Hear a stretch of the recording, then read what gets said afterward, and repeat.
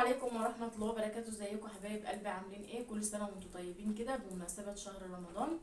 ربنا يا رب يجعله شهر كريم علينا كده وعليكم وعلى الأمة الإسلامية كلها. النهاردة بقى هنعمل مع بعض، هنعلق بقى زينة رمضان. شايفين بالشكل ده معانا الأنوار القمر دي اهي. اما انورها معاكم كده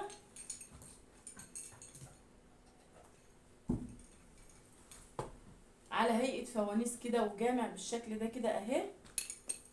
ما شاء الله جميلة ازاي.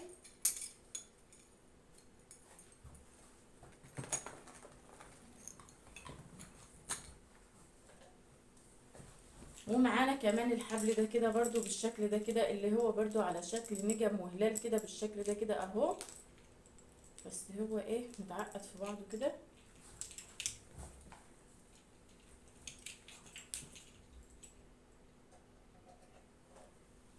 اهو. ده شكله برضو.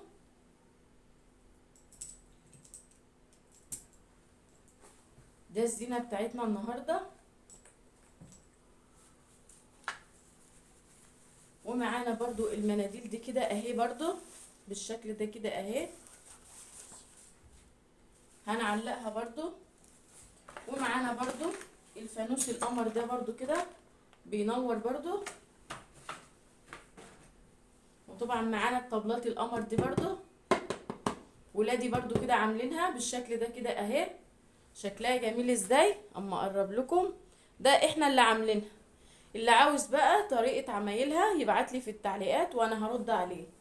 عاملينها ازاي كده؟ عاملين منها كده 3، وعاملين منها برضو الشكل ده كده، جايبين اللي هو القماش اللي هو الخيامية ده والشراشيب، وعاملينها برضو بالشكل ده كده. ومعايا ده برضو هحط على السفرة، جايباه برضو اللي هو قماش الخيامية دي برضو كده اهو بالشكل ده كده.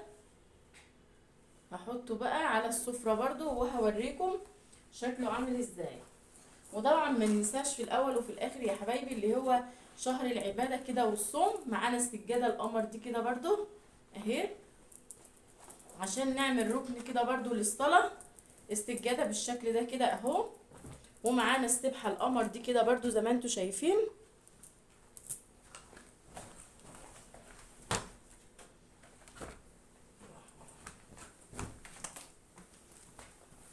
ومعانا برضو المصحف ده كده اهو. ده كده هنعمل ركن اهو زي ما انتوا شايفين. هنعمل ركن كده للصلاة، السجادة والمصحف اهو بالشكل ده كده. ومعانا بقى الانوار والمناديل هنعلقها بقى، وهزوق الشقة بقى كده وافرش بقى عشان ما اطولش عليكم الفيديو. وهوريكم بقى المنظر الخارجي بعد ما نخلص منظر الشقة. وشوفوا بقى يا حبايب قلبي، شوفوا الفوانيس دي برضو كده احنا اللي عاملينها. برضو الفوانيس الصغيرة دي عاملينها على ايدينا برضو، سهلة وبسيطة. ودي بقى السفرة برضو كده هوريها لكم بقى بعد ما تتفرش. وادي كده بعد ما خلصنا ده المفرش بتاعنا، فرشناه على السفرة بالشكل ده كده اهو زي ما انتوا شايفين. وكده عملنا ركن للصلاة برضو زي ما انتوا شايفين اهو. دي السجادة فرشناها كده، وده كده المصحف بتاعنا، ودي كده السبحة بتاعتنا. ودي اللمبة كده اللي هي شايفين اللمبة دي برضو. اللمبة دي كده بتعمل اضاءة برضو بالشكل ده كده اهو. وده المفرش برضو بالشكل ده كده اهو شايفين. وعملنا برضو معانا اللي حبال النور اللي بتنور دي ما شاء الله جميلة. وعملنا بصوا المناديل كده علقناها بالشكل ده كده اهو اهو. وده كده الفانوس برضو علقنا الفانوس ده بالشكل ده كده اهو اهو. شوفوا منظره عامل ازاي.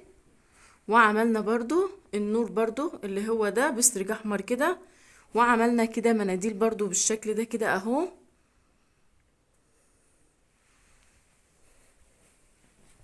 ومعانا برضو الحاجات اللي احنا عاملينها دي برضو، وحبل النور ده بالشكل ده كده اهو.